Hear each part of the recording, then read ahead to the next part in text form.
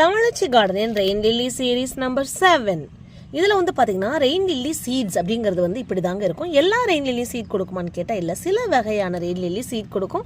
அது இந்த மாதிரி இருக்குது. இதில் வயபிளான சீட்ஸ் எப்படி இருக்குன்னு பார்த்தீங்கன்னா, இது பார்க்கும்போதே முத்து முத்தா மணிமணியாக இருக்கும். இதுக்கு மண்கலவை அப்படின்னு கேட்டிங்கன்னா, சாதாரண garden soil vermicompost mix பண்ணி நம்ம வந்து சேர்த்துக்கலாம். மணல் இருந்தது சேர்த்துக்கிட்டிங்கன்னா ரொம்ப நல்லது. ஸோ எந்த சீசனில் விதைக்கலாம் அப்படின்னு பார்த்தீங்கன்னா, அடினியம் போல் இதுக்கு நம்ம மெனக்கெட தேவையில்லை.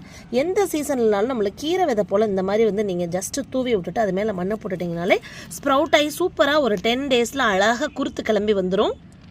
எனி சீட்ஸ் நீங்கள் பாலினேட் பண்ணாலும் சரி பண்ணாட்டையும் சரி, அதை நீங்கள் லேபிள் பண்ணி வச்சுட்டீங்க அப்படின்னா ரொம்பவே நல்லது.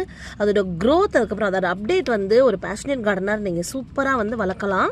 ஸோ இதை தான் நம்மளோட தமிழச்சி கார்டனில் நான் சொல்வேன் கார்டன் டிசிப்ளின்.